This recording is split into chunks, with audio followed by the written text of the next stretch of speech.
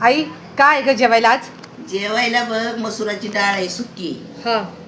आणि मेथीची भाजी, शेंगदाण्याची चटणी, कैरीचं लोणचं, भाकरी आणि सोबत आहे ताक.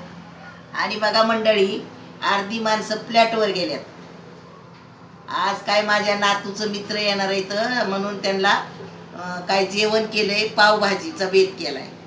तर मला काय पावभाजी आवडत नाही. मी म्हणलं नको बाबा, मला इथंच मी माझं जेवण रोजचं खाईन, मला काय नको. बाकी गेले ती सगळी. आता इथं कोण आहे सांगू का? छायाताई, मी आणि मानसी. बाकी लेकरं बाळ, माझी अर्चना, हनुमान सगळे गेल्यात. गोकुळ गेलाय ऑफिसला. तर असं आहे आमचं जेवण. या मंडळी जेवायला. अण्णा कुठे आहेत? अण्णा अण्णा गेले दुकानावर. अण्णाचं काय दुकान सुटतंय वे.